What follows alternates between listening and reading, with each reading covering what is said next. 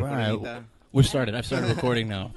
Oh, are we on? This is the 14th episode of the Houston Holocron podcast, and today is a very special one. We drove up to Dallas for this one. Yes. It's not something we do a lot.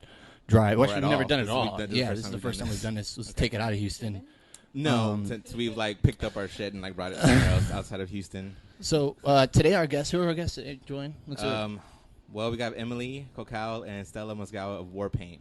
Yeah, and just to, I guess, to give a proper introduction, I've been into y'all for years now, ever since the first EP came out, and got this guy into him, or got into y'all rather, and I don't know, it's just kind of been a journey since then, seeing you guys come, in and out of Houston, and seeing, the albums come out, and yeah, y'all, I can honestly say y'all are my favorite band of all time, right there, and top.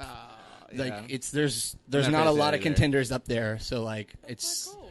First of all, before we get really started, I just want to thank you guys for agreeing to do this. This is going to be a blast. I'm super excited to be able to talk to you guys. I got a lot of stuff to talk to you about. We don't have too much time, so we're going to get through it. Okay, Yeah, let's do it. It's going to be great. First of all, I want to kind of know how. I want to start at the beginning, which I know is okay, but. And you probably had this conversation before, but My parents met at there you Yeah. go. Let's do it. State. I want to know where the idea or where the birth of Warpaint came. Was it, or who was it from? Obviously, I know you came in later in the group. But, where did that start? Was there another project that came from, or, where was the birth of it? Well, I guess it kind of starts with Teresa and I, and Shannon and Jen separately, making our ways to Los Angeles. Teresa and I came from Oregon, and Jen came from Reno after Shannon had already been living in LA for a while. And so when I had finally met Jen, and it was kind of like the two worlds collided, Right. and everybody was playing music, and everybody was really attracted to each other and each other's style, and what when you meet people in your life, sometimes you have these moments, kind of like when you meet a boyfriend, but when you just meet a bosom friend, Right. Yeah. it's like a soulmate or somebody you just feel like you want to create something with, Absolutely. or just be around. And so I think how it really started, I was playing shows in LA by myself. Teresa and I lived together. We'd kind of written a couple little instrumental songs, and this one little song, my friend had a hard disk recorder, and we just were making these little demos. And it was the first time that either of us had ever done that. And what year is this, by the way? This is probably 2003 Oh, shit. or 2. Yeah. But in 2003-ish, Shannon was also making music, and Jen was making music. And I think maybe Shannon or something happened where this little night got put together at this cafe, or this hotel cafe kind of venue place. And Teresa and I played our little funny songs that we made together. And I think maybe I played solo. Jen played with this little band she was in. And I don't think Shannon played, but Shannon was the mastermind at the point where Right. she was Really? like, I think that we should all play music We should do together. something. This is happening. Yeah, Yeah. because the night was so cool, and the fact that we all were playing music, it just seemed like, well, we should see what it's like for us to, basically start a band. It was basically I think Shannon was even living in New York, making some, a movie or something, and she was like, I'm going to move back, and let's try to see what it would be like to play music. She was the more ambitious older sister of us all. Okay, whatever. So it's been over 11 years now. Yeah, I guess. Wow. I mean, the first time you probably know this part, but the first time that we ever got together was Valentine's Day. 2004 is when the four of us came together, and Davey Orlando, who would later be our drummer, Right. in his little studio. And from then on, we got pretty serious about at least committing to being a band. Not so much okay, let's get an album out, obviously. Right. Took us a really long time to do that. So yeah, that's kind of that's how it came together. And then at what point did, obviously you guys went through a lot of drummers, right? I mean, a couple, or at least a handful of drummers before Stella came into the picture. Or what point did that happen, and how did that happen? Yeah, when we were making the EP, actually a good friend of ours passed away. Oh no. And Shannon was really close to him too, so that kind of set her already Right. off into where she was already kind of coming from, and we spent so much time making music, but it not really going anywhere. Not going anywhere, but we weren't we weren't like fire under our ass. Let's get like 3 albums out in 4 years. We had an EP after we had been a band for, I don't know, a really long time. So I think Davey came in and helped us. Josh played a little, and he helped a little bit. But and Quinn, Quinn was the last drummer. Those were all pretty fast experiences. We wrote a lot with Davey. In fact, Davey wrote a lot of. He was there for the inception of a lot of the songs on The Fool, and then and he did Burgundy on the EP, and then when Stella came in, she like obviously kind of commanded and found her own footing. Put my flag down on Planet Warpaint. Did you enjoy coming into a process where the other beats had kind of been made, or did you make? Can I interview you? Yeah, They weren't made. I don't feel like any of them were made. True. I think we were you just, guys like, played. go. I remember a few instances, Composure and Bees, when we first played them. There was never a moment when I walked into the room and you guys said, this is kind of what's happening in this song already. It felt like you guys had never played with a drum. Like, you didn't approach it as if you'd played any of these songs with a drummer. And I don't know if that was designed by you to just see what I would come up with. Think probably. But I remember playing Bees for the first time, coming up with that beat, and also Composure, and you and Jen both saying, or Jen especially saying, that's so weird because it's really similar to what Davey was doing before. And I'd never heard those songs. I'd only seen you guys play the EP live. So it was like, it was cool. There's some, obviously, as a drummer, there's things that you go to, and there's patterns that you... And you guys bonded. Warpaint, like, it seems song. like one thing that I wanted to touch on is how close you all seem. Like, and I think that's really important in the dynamic of a band, because a lot of band members, they hate each other. Like, they don't. Yeah, you're all but homies. you guys seem like you're legitimately like homies, and it's kind of like, damn, like. But it's I don't know, because you know what, I think you have to be in general, and I think definitely you have to be these days. Yeah, because no one's really making that much money out of music, and the dinosaurs that are making music that are also making money from it, they come from a period of time where you can just, it's your job, you know what I mean, and you just have to go through it, and sometimes you don't like your colleagues, and you can get separate buses and separate fucking jet planes or whatever, but we're not in that. We're still in like a very independent realm, and I think most bands and most artists that collaborate with other people do it not out of necessity or not for money, but because they want to. Because they enjoy it. There's a thrill to collaborating with people on a musical level, and that usually turns into some kind of friendship as well. Right. Or it can happen both ways, but it's one sustains the other sometimes. That's great. No, I totally agree. Yeah, this is something that's absolutely necessary. Were you going to say, Julie? No, I wanted to know. You brought up, with the dinosaurs, but yeah. Have you guys thought about just releasing your music yourselves, maybe through I guess I want to see Bandcamp, something or something like a SoundCloud or whatever. Yeah, SoundCloud like that. Yeah, I mean we've released. I remember releasing Biggie before the record came out on SoundCloud and things like that. I think that's a good way to kind of get shit out, and we're definitely in a phase right now where we want to be a lot more prolific and kind of just do things differently, where it's not necessarily 12 songs or 13 songs in a clump. Just think about, meditate on different ways of doing it and try different ways of doing it that keeps it interesting for us, but also people who follow the band, because you don't want to wait another fucking 5 years for a record from a band, and we don't want to wait another 5 years for a record. Yeah, exactly.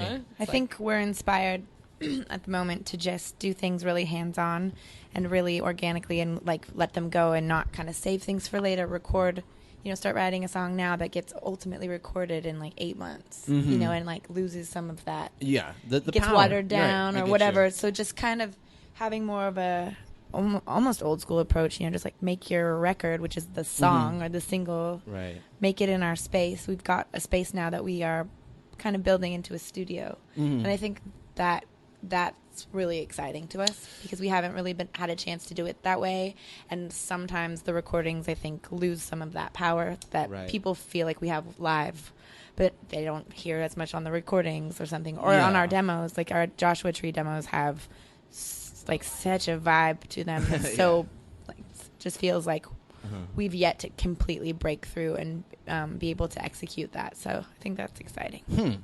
So would that mean recording at the space, like making that, like using that for an album, like is that something y'all would think you want to get into? I think we're just open to that at the moment. Okay. And if they sound good, then so that's is there, all that so matters. it seems like, are y'all at least shifting directions in terms of what you're trying to do for the next record, or what's up next? Like, it's because I mean that's it's trying to get a traditional way to go into a studio, like, well, let's just record these, like you were talking about. So it's kind of a switch in process. I feel like it's whatever feels the best, right. I think, and whatever brings us. And this is right. This is right now. Yeah, let's just write. Let's get. If we don't feel as much pressure or stress or strain to just record ourselves in our space, kind of build as we go, record the process instead of just demoing, or just like try to get it all down and see what we've got to work with. I think it'd be more inspiring to us. I think we all have more to offer creatively in a studio way, with each other and ourselves, that sometimes having another person or a translator or the studio or the pressure or the label or the money, all these things. Just cut that shit out. Yeah, it's kind of there's so many musicians, so much music out there that people make in their bedrooms. It's like some of my favorite stuff. So I don't think we need to go any different route than right. No, I think we kind of touched on that making this record a little bit. So we had a lot of demos and we had a lot of ideas that came from self-engineering and making that stuff in our space or in Joshua Tree or in people's houses, basements, whatever. And a lot of that stuff actually, what was so cool about working with Flood is that he wasn't like, all right, we're wiping that. That's history. That's the demo. Yeah. And let's make the album, like, because he wanted to put his stamp on it. That never happened. There was so many songs that we sent him even before we would in pre-production that he said, it's great. I don't know what I would do with it, basically just like clean it up a little bit.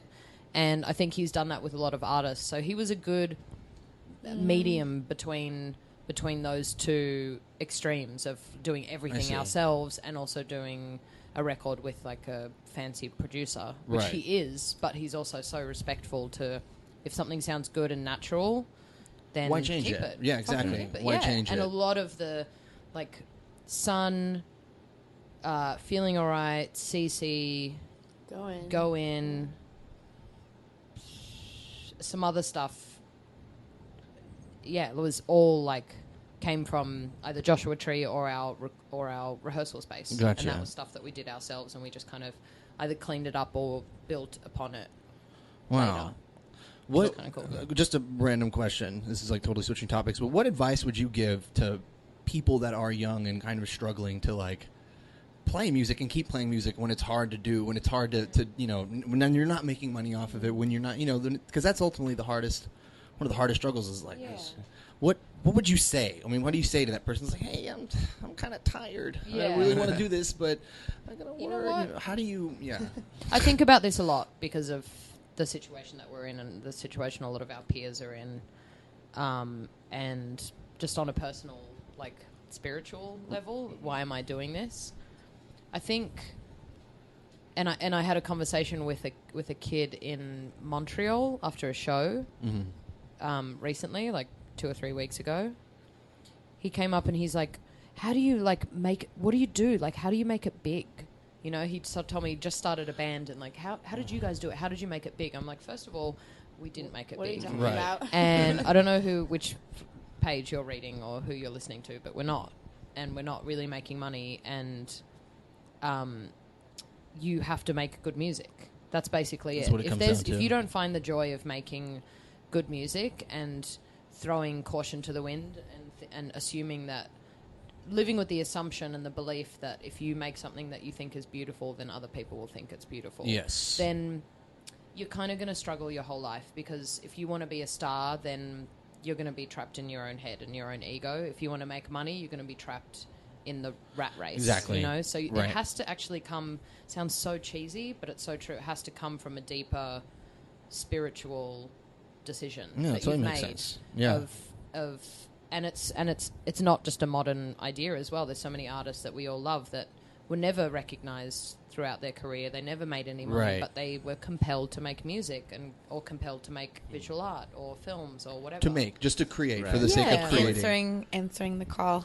Yeah, Make- I think that's it. Trying to make it big is like the wrong approach already. Well, yeah. You know Yeah. what? It might really work for some people. Definitely and it might, does. And, Oh, it and works. some people are like, you know what? I'm just going to make money. I'm going to It write pop works. songs. I'm going to do this. And they do it. And then they get what they want. And then they move on to Yeah. And it's probably something else. probably pretty They fun have for a little fa- bit, right? Totally. But I'm saying, the majority of musicians that make music like ours or similar, Right. have a similar Right. philosophy to making music have to approach it from a different world, I Who- think. Unless you're gonna just feel so much heartbreak all the time, and you're gonna learn to hate yourself. Yeah. Who are some of the musicians that y'all are currently inspired by, just personally, that are that you're looking at now, pulling inspiration from, or have been recently? Caribou, for sure. Yeah? I think that's kind of across the board. Really? Last 2 records are a big deal for me personally, and we've all been enjoying them. Cool. It must be really fun to tour and constantly meet all these different bands and cross paths and I mean Yeah. We've can- unfortunately missed them a few times, although I got to see them in Croatia. But He's just adding a third date. Sorry, is that mine? in LA, He's adding a third date in LA to Henry Fonda. He sold out. when are we going to be there? We leave. The third show they're adding is the day we are leaving to go somewhere. Okay, cool. Cool. all right. Done. Yeah. Done. Got it. So for you, like, do you have an artist that you? Well, if I think about the stuff I've been listening to lately, it's kind of obvious stuff. I guess I've been listening to the new Aphex Twins. Uh-huh. Oh yeah, Cyro. Yeah, Oh, cool. yeah, and Sick. oh yeah, Yeah, I was actually telling about it. we got it on vinyl, Haven't heard it.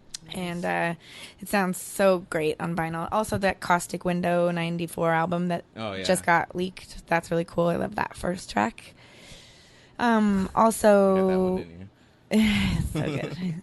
And then like Tom York's new album I've been listening Oh, to. yeah. It's Oh, really yeah. it's really Never heard nice. that. Yes. It's really nice. Yeah. Super really Came out pleasant. of Super nowhere. pleasant. I was sitting at work and it was just like, oh, he released a new album on BitTorrent. I was like, Out of nowhere. That's Like- I love that style. That's how Yeah. My Bloody Valentine released that Yeah. last album too. I think it's so. No hype. That's kind of the stuff I'm talking about too. I think for us to get more in control of doing things how we want, because the formula and the mold and the business and everything is kind of changing so Right. much. I think you really can choose your own adventure, and you don't have to necessarily do it exactly. Every person does the same kind of path if you want the same results. You need a label and you need all of these certain things. I think what's so exciting is if you want to make music and you really love it and have that calling, it's so easy to just do it, and it's so easy to actually get it out there. Mm-hmm. yeah. And if you're good, you will get people's attention without having to have the label right off the bat Right. or the It's the manager. advantage we have like in 2014, right? Like the Yeah. internet changes everything. The internet is hungry. your manager. Yeah. Yeah, I think they're- people are hungry for good music as well. I know I am. I'm sure you guys are. Absolutely. Like, every time you hear something new that stokes you out, Like, it's yes, Fuck finally. yeah, it's really exciting. So it's not. I don't think it's like a passive. It's like a passive industry. Uh-huh. Really, like I don't think it's set and people just like, okay, these are the players and that's it. Let's- Yeah, no, I don't. Yeah, I It's, totally agree with it's you. very much like people are searching for something that's really good. I want to add an album by Kareem Riggins called Alone Together. He's a guy who worked a lot with Jay Dilla, Okay. and he's a drummer. He's an amazing session drummer, but he wrote some amazing beats, and it's up there with Dilla's Donuts. It's really, really good. Came out a few years ago. I told you this when we met you in Utopia. I was like, Mm-hmm. okay, I've got two hands, and on one hand I have John Theodore, and on one hand I have you. Like, I'm just Aw. like, these are my two people that I pull from. And I remember you telling me, you're like, oh, Johnny, and I was like, Johnny. what? Yeah. Oh my God, like Johnny. I don't know. Mr. Theodore to me. Yeah, like Yeah. the Instagram. Sir Mr. Theodore. I Yeah. used to. Lord. I saw Mars Volta play a bunch of times when he was in the band. He was. They've even self-admitted that he was their best drummer. He said that too. Like they recently. He said they've had some sick drummers too. God, Pridgeon, DeAnthony. I mean, across the board. He's so good though because he's everything. Yeah, he's everything that you want in a drummer. So bombastic. So much power, but so much like spine and sex, and he's not. I mean, he's this so is. I don't want to hot. diss. He's really hot, and he's really fucking Beautiful nice. colored brown. So nice, yeah. Caramel. He's gorgeous. He is like a beautiful That tan. hair. Yeah. Love it. He yeah, I just love He's like. so nice too. There's so many drummers that people I know. I remember the last Queens of the Stone Age drummer that they had no discredit to him because he was amazing. But I just remember thinking like, man, all their music on all their records and the way that Josh plays and the way they all play is so sexy. Mm-hmm. And they're missing that. It's like a lot of muscle and it's a lot of brute force. John can bring it. And then as soon as John joined the band, it was like, oh my God, they're my new favorite band again. Yeah, like, I watch them. totally agree. We go and watch them at every single festival that we get to play with them, and it's so fun, you know. He kills "Song for the Dead" because Oh. they'll close it with "Song for the Dead," and Yeah. he just It's rips it. It's it's absolutely unbelievable. exhilarating. The guy's Yeah. he's a beast. But He's indie I hate too. him. Like I know. him all over your social media, like our Instagram. Yeah, he's friends with us. it's yeah, hilarious. Love the guy. I love it. But Yeah. I listen to podcasts with him too, and it's interesting. We're talking about using some of your recordings from like your rehearsal spaces because that's one thing that he did with One Day as a Lion with him and Zach. They said they would just jam. They were like, we're jamming. He said from that EP, a lot of those synth samples that are used are pulled directly from the first time that they jammed. Like it wasn't even, really cool. and they laid new drum tracks over it, but Yeah. that was it. And they would maybe they would sample or they would layer it or they might loop it, but That's cool. that's just them jamming the first time. And I thought that was fucking incredible. Yeah. I was like I've that. never heard that. Yeah, I and forgot that existed. Oh, Yeah, it's I've so heard a couple of good. tracks, but that's why and also when they recorded the drums, they recorded them, Bonham style. I think with like two mics or something. But Love it. not just me. I wanted to bring up Theodore because I talked to you briefly about it. I was like John Theodore. Yeah. I had to have like. He's a really good conversation. choice. Oh. He's a good choice. Dude. Yeah. Well, I don't want to keep y'all guys too much. I know you have a show to play tonight and you have shit to do in grocery store. Food you to said? eat. Yeah, we've got to eat some food before we all pass Yes. out. I wanted Yeah. to see if you guys can walk me through your creative process of like writing the songs. Like I don't know if you guys are writing still now or does a lot of it get done on the Just road a generalization of, or Yeah, like It's evolving a lot, Mhm. or it's always changing, kind of based on, for example, if you're on tour, you gotta do it it's on the road. probably going to make more sense that you write things individually or, right. or when you're home and then bring it together. Or, when we've had more time as a band, we rehearse almost every day. We'll write and just jam out new ideas. When we were in Joshua Tree, basically, which is the last, like, large chunk of writing we got a chance to do, wake up, make tea, toast, and avocado. Love it. Nutritional yeast, mate. Love it. And yes, just hang and then work on something, really specific, or just let ourselves just meditate on the music together, which is a big part when you ask also like how Warpaint came together. I would say like on that level, what brought Warpaint together was the meditative trancing experience to just be able to be with other people but let yourself go. And it's kind of like what you were saying about running today or meditating or chanting is the repetition and the groove. Right, the groove. You hone in, you start to know what works, what doesn't work, but the process is a really pleasant way to get there. Instead of, okay, now let's stop, talk, break it down. And sometimes we do that as well. We break a lot down and we have to talk a lot because we are a democracy of dictators. And that can be really challenging. But I think the communication and the conversation that we have as musicians when we're just playing together, like free form, is just such a very pleasant feeling. Great. It is, yeah. The same thing goes over for your lyrics. Sorry, when you're writing, where do you find time in that, like between like making a new? Yeah, is that riff? just jotting down? Yeah, and you just jotting down thoughts, or It goes in different. Sometimes I'll write a song start to finish, lyrics like in a freestyle, like all in one. just all the way through. Yeah. Emily's really good at just ad-libbing. Like just playing something and she'll not only sing the melody but kind of come up with words I'm so straight away. bad at that. I know, like Disco Very was like that. And Ugh. it was like, how is R&B. this? It was so. Where The is moment this that you're free, manifesting? you're just good at what you do, and I think that like Yeah. I remember disco.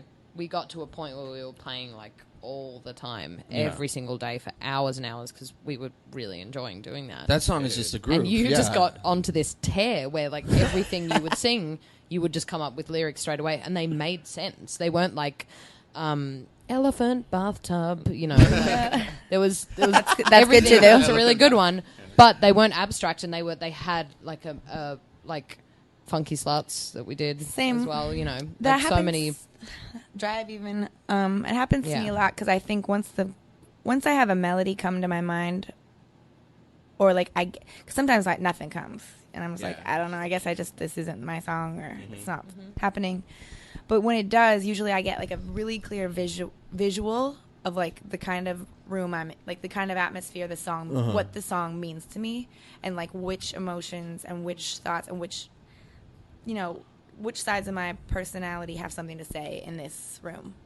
And a lot of times when I do just let myself freestyle, I find that the lyrics mean way more to me than when I try to craft them for too long. Wow. Because they're like, I'm letting my unconscious Yeah, speak. that was raw. Yeah, I'm just You like didn't getting really- out of the way Yeah, and yeah. like letting something come out that wants to, and I'll even be like, what? Like surprise myself by I oddly know how what you mean, it being yeah. so like drawing. You can do this with drawing too. You'll just like be doodling, but you'll draw something that actually means something to you that you needed to see. Or when you write, That's- you know, you yeah. journal and you read it back, and it was what you needed to hear that nobody was giving you, but you weren't giving yourself. You know, it's Right. like It's a such a weird conversation thing. with God. There's a science behind that too. They've actually like studied brainwaves when people have entered that state of like when they've, I think it was specifically people who were freestyling, where they would kind of enter that state and they would study their brainwaves. And I know that they were, I could totally be pulling this out of my ass, but I think that they were just consistent. If they were just kind of, they weren't really spiking. You know, Like it the wasn't like brainwaves? it wasn't like they were getting stressed or It's a or relaxed state. It was just Sure. a kind of a plateaued like going. I thought that was fucking crazy because I wonder if that's the same. Is that- What? What is that brainwave? Alpha? Alpha. I don't know. I just said something. Yeah, I said that too. I just said Sounds right. alpha. Alpha. Alpha yeah. waves. Alpha brainwave. Yeah, done. Astral projection awake. Well, That's what I'll call it. I really want to thank you guys for doing this. For sure. Thank you for having us. It means a lot. Hopefully, we're going to be locating this entire podcast and ourselves to Los Angeles. Awesome. Within a year and a half. Yeah, something like that. It's on, doing it Awesome. smart. Don't want to go too soon. I like Yeah, your don't rush hat. it. Is Yeah, it's Oh, a really forward good well, one. telling. I'm from LA, so I'm going back. Ah, Like, I for me, see. I'm going Okay. back. But Awesome. yeah, hopefully when we do, we can do this again. We can, yeah. So Check in. once again, thanks so much, guys, and I hope you guys have a great show tonight. We'll Thanks be so there. much. We'll be right at the front. We'll be right at the front. Yeah, you'll see Sweet. us. All right, y'all. Yay. Good And luck. for